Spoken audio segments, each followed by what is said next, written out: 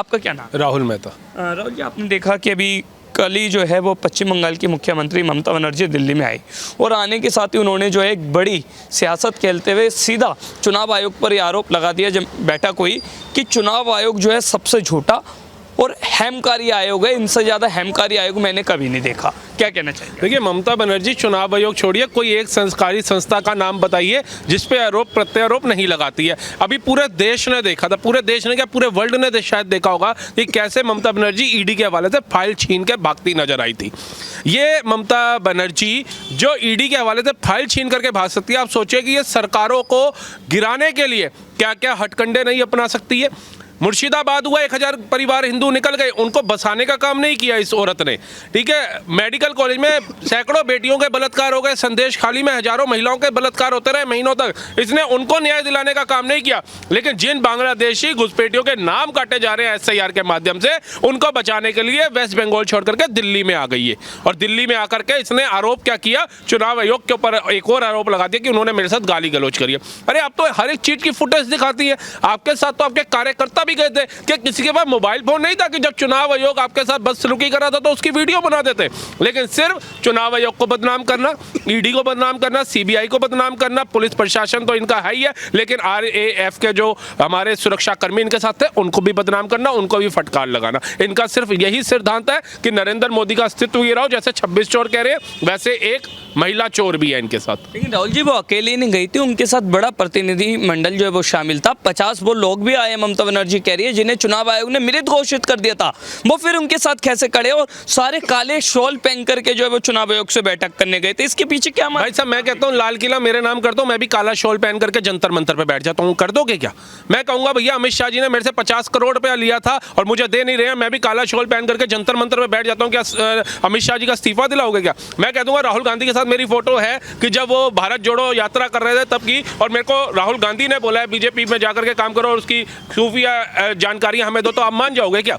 तो ये बिना तथ्यों के क्यों ये बातें करते हैं, मुझे समझ नहीं आता। इनके पास देश के विकास को लेकर के मुद्दा नहीं है। विपक्ष में बैठे हो, जहां देश के विकास को लेकर के आपको मुद्दे उठाने चाहिए, वहां कभी टैरिफ का मुद्दा, कभी वोट चोरी का मुद्दा, कभी SIR का मुद्दा, कभी पलाना, कभी ढमकाना। हाई कोर्ट को आपको फटकार लगानी पड़ रही है कि भैया सेंट्रल और आर्मी के लिए आप जमीन दीजिए ताकि वहां पे फेंसिंग हो सके, जो 7 से 9 जिले हमारे लगते हैं बांग्लादेश का। आपका ध्यान उधर नहीं है, लेकिन आप 50 लोगों की टीम बना करके ले आए, वो 50 लोगों को मृत घोषित कर दिया, तो सर्टिफिकेट दिखाइए कहां पे किया। पेपर आप एक नहीं दिखा रहे, सिर्फ वर्बली बोले जा रहे हो, वर्बली की कोई औकात नहीं है। कोर्ट में भी जाओगे तथ्यों पे बताओगे। एक महिला का साथ बलात्कार हो जाता है ना, हमारे देश के संविधान के तहत चलोगे तो एक महिला का बलात्कार हो जाता है ना, वो बलात्कारी सामने होता है, वीडियो बनाई होती है, तब भी कोर्ट सबूत मांगती है, दिखा प्रिकॉशंस दिखा, वहां पे उसके अंदर स्पर्म दिखा, ये सारी चीजें दिखा, नाखूनों के निशान दिखा, ये सारी फोरेंसिक जांच होगी, तब मानेंगे जी इसने तेरा बलात्कार किया था। और ये वर्बली बोले जाते हैं, जब देखो कभी प्रधानमंत्री का अपमान, कभी सुरक्षा एजेंसियों का अपमान, कभी ईडी का अपमान, कभी CBI का अपमान, तो कभी कभी सर्वोच्च न्यायालय को ये बेच देते हैं।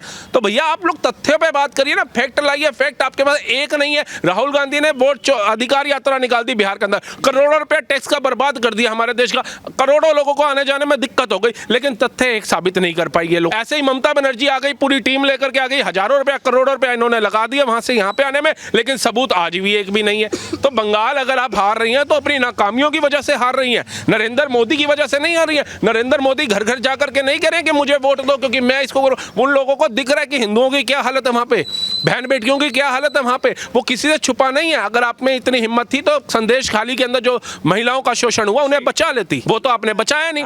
आर्टिकल मेडिकल कॉलेज में जिस बेटी को नोचा गया उससे बचा लेती आपने, तो कहा 9 बजे के बाद अगर कोई महिला बाहर निकलती है तो अपनी जिम्मेदार खुद होगी। ये एक मुख्यमंत्री कह रही है, सिटिंग मुख्यमंत्री कह रही है, और वो मुख्यमंत्री कह रही है जो अपने आप को दबंग समझती है, जो कहती है मैं मोदी के आगे नहीं झुकती, लेकिन बलात्कारियों के आगे झुक जाती है। ये आपका क्या नाम है? मेरा नाम ओजस अग्रवाल है। तो ओजस जी, अपनी कुर्सी के डर के कारण अपनी राजनीति को जब जाते हुए ममता बनर्जी देख रही है, ऐसा इनका कहना है, तो उसके डर के कारण वो बंगाल से दिल्ली आ गई, क्या कहना चाहेंगे इस पर? देखिए, वो SIR को लेकर दिल्ली आई हैं और SIR की प्रक्रिया पर शुरू से प्रश्न चिन्ह लगते रहे हैं, विभिन्न प्रकार के प्रश्न चिन्ह लगे हैं। क्यों, क्या कारण है? स्पेशल इंटेंसिव रिव्यू का आप देखिए, बिहार का चुनाव हुआ था, बिहार का तो चुनाव भी संपन्न हो चुका है, परिणाम भी घोषित किए जा चुके हैं, पर बिहार में चुनाव हो गया, परिणाम आ गए, सब कुछ हो गया और SIR भी वहाँ कंप्लीट हो चुका है। हालांकि उसकी सुनवाई अभी तक सुप्रीम कोर्ट में जारी है, वो पूरी नहीं हुई है। तो वहाँ पर ये कहा गया था कि हम इतने लाख घुसपैठिए पकड़ेंगे, पर वहाँ पर जो है केवल 150 नाम ऐसे ले पाई है जो इलेक्शन कमीशन है, जो घुसपैठियों के नाम है। ये तथ्य है, आप चेक कर सकते हैं। और वो भी घुसपैठिए हैं या नहीं है वो भी अभी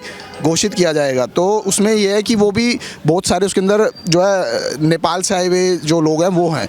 तो वहाँ पर हम कितने घुसपैठिए पकड़ पाए? जो हम इतना बड़ा 8 करोड़ लोगों को हमने वहाँ पे दौड़ा दिया और उनको इतनी भारी मात्रा में हमने कष्ट दिया, हर प्रकार की प्रक्रिया से उन्हें गुजरना पड़ा, पर वहाँ पर कितने घुसपैठिए हम पकड़ पाए? तो ये प्रश्न चिन्ह जो है इलेक्शन कमीशन पर है कि वो बताए कि वो वहाँ पर कितने घुसपैठिए पकड़ पाए। और उस घुसपैठिए का आधार लेकर अब जो है चुनाव आयोग तो लगातार कह रहा है ना कि हम तो सारे डाटा जो है वो रिप्रेजेंट करते हैं, फिर किस बात पर सवाल आप? कांग्रेसियों को सागर मंथन के समय जो अमृत निकला था ना, वो मिल गया था इन चमचों को। इन्होंने वो पिए, ये मरते हैं ही नहीं। चुनाव आयोग ने जो मृत लोगों के नाम काट दिए, उनको भी जिंदा समझ करके बैठे हुए हैं। और तो ममता बनर्जी साथ लेकर आई है ना सर, 50 लोगों को साथ लेकर आई है। वो महादेव ने विष धारण कर लिया था। विष धारण करने से पहले 2-4 बूंदे ममता बनर्जी के समर्थकों ने पी ली थी। वो आजीवित है, वो मरेंगे ही नहीं, उनका अंत होना ही नहीं है। ऐसा ये भाई साहब कर रहे हैं। अरे गुलामी उतनी करो ना जितना जनता भी बर्दाश्त कर सके। गुलामी के चक्कर में जीभ घिसलोगे क्या अपनी? तथ्यों पे बोलो ना, कोर्ट में जाओगे तथ्य नहीं दोगे क्या? अच्छा, एक और जो है वो कोलकाता में मोमो गोदाम में जो है वो आग लग रही है, लोग झुलस रहे हैं, काफी लोगों की जान चली गई। बीजेपी कह रही है कि उन लोगों की परवाह करने की जगह ममता बनर्जी दिल्ली में आ गई। तो इसके पीछे आप क्या देखिए, कुछ तथ्यों की बात करते हैं। इलेक्शन कमीशन की बात हो रही है, तो इलेक्शन कमीशन से पहले इन्होंने ईडी सीबीआई का भी नाम लिया। अब ईडी सीबीआई पर मैं नहीं कह रहा हूँ, सुप्रीम कोर्ट ऑफ इंडिया ने 2024 में ये कहा था कि जितने वो केसेस कर रहे हैं उसमें से 97% जो केसेस हैं वो केवल विपक्ष के नेताओं के खिलाफ हो रहे हैं। और विपक्ष के नेताओं का उसमें कन्विक्शन रेट देखो कितना कम आ रहा है। मतलब 1500 केस में एक भी केस 1% केस सिर्फ कन्विक्ट हो रहा है। एक मिनट, सिर्फ इतना कम कन्विक्शन रेट आ रहा है। तो कहीं ना कहीं जो है ये वहाँ पर ये प्रश्न चिन्ह उठता है कि एक मिनट मैं पूरा कर लेता हूँ। ईडी सीबीआई कहीं ना कहीं जो है किस तरीके से काम कर रही है। सुप्रीम कोर्ट को कहना पड़ा कि ईडी सीबीआई जो है बदले की भावना से काम कर रही है, ये जो है सुप्रीम कोर्ट ने कहा था। और दूसरी बात, एक मिनट अब इनकी बात सुन लीजिए, क्या नाम है आपका? ये जो भाई साहब अभी कह रहे हैं कि 97% से ज्यादा जो केसेस हैं वो ईडी और सीबीआई के ऊपर फर्जी डाले गए हैं। अब जरा ये भाई साहब मुझे एक बात बताएंगे। इन्होंने दो फैक्ट दिए, मैं 2 फैक्ट पे चर्चा कर रहा हूँ। सुप्रीम कोर्ट में ऐसा कोई जजमेंट नहीं दिया है जहां पर सुप्रीम कोर्ट ने ये बोला कि 97% से ज्यादा जो केसेस है वो विपक्ष के नेता पे। मैं बताता हूँ, राहुल गांधी पे जो नेशनल हेराल्ड का केस चल रहा है वो 2012 से पहले का है। लालू पे जो केस चल रहा है वो 2008 से पहले का है। सुन लीजिए। ममता बनर्जी के भतीजे पे जो केस चल रहा है सारा का सारा वो 2012 से पहले का है। जितने भी केस ईडी और सीबीआई में चल रहे हैं जो फास्ट कोर्ट में रहना चाहिए था, इनको दबा के रखा किसने? कांग्रेस ने। एफआईआर तो दर्ज करा दिया, किस लिए? कि एक राजनीतिक दबाव के लिए। जब से नरेंद्र मोदी की सरकार आई है कोई नया जांच नहीं बिठाया है। नरेंद्र मोदी ने जो पुराने जांच थे उन्हीं को फास्ट ट्रायल कोर्ट में दर्शा के रखा हुआ, लगातार जांच चल रहा है।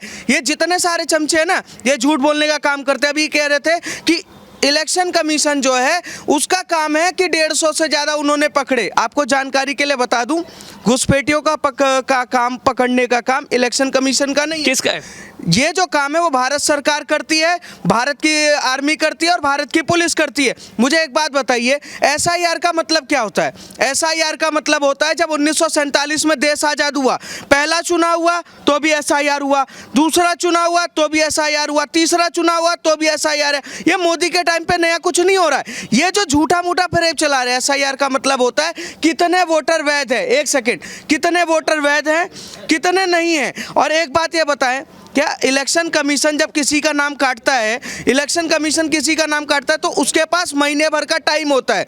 वो इलेक्शन कमीशन अपने जिले में जोनल अधिकारी के पास जाकर वहां पर लेटर दे सकता है और वो कह सकता है कि जो हमारा नाम काटा है वो गलत है, आप नाम जोड़िए। इलेक्शन कमीशन का 1 महीने का जो डेटा है वो तैयार होने में टाइम लगता है। ये लोग झूठा जो ममता बनर्जी आके दिल्ली में तैयारी कर रही है ना, काला काला शॉल पहनकर और उड़ती हुई तीर लेने का काम कर रही है, ये सिर्फ राजनीति है। बिल्कुल ये राजनीति है। रतन जी, मैं आपसे जानना चाहूंगा, ममता बनर्जी कह रही है कि जब अमित शाह कोलकाता आते तो उनका रेड कारपेट से स्वागत करते हैं, बट जब वो दिल्ली आए तो उनका काला कारपेट से क्यों स्वागत किया जा रहा है? क्यों मोदी जब डरता है पुलिस को आगे करता है, ऐसा क्यों होता है? ममता दीदी तो मोदी जी का हेलीकॉप्टर बोलती है कि लैंड ना होवे। जब मोदी जी बंगाल जाते हैं, जब अमित शाह बंगाल जाते हैं, जब बाबा बागेश्वर बंगाल में कथा करने जाते हैं तो ममता दीदी बोलती है ये ना छोड़वे, क्या करबे इधर आके। अब ममता बनर्जी मुख्यमंत्री है बंगाल की, दिल्ली की मुख्यमंत्री नहीं है। और सुनो, दिल्ली पुलिस की जिम्मेदारी है कि एक मुख्यमंत्री ऑफिशियल अनाउंसमेंट पे अगर दिल्ली आए हैं तो दिल्ली पुलिस की उसको जानकारी होनी चाहिए कि आपका मिनट टू मिनट प्रोग्राम क्या है, आप किससे मिलोगे, कहाँ जाओगे, नहीं समझे। कल को अगर ममता बनर्जी के साथ कुछ होता है, कोई भी हादसा होता है, तो जिम्मेदार कल को किसको ठहराया जाएगा? मोदी को, कि हमला किसने करवा दिया? मोदी ने हमला, दिल्ली में मोदी ने ममता बनर्जी पे हमला करवा दिया, अमित शाह ने हमला करवा दिया, दिल्ली पुलिस ने हमला करवा दिया।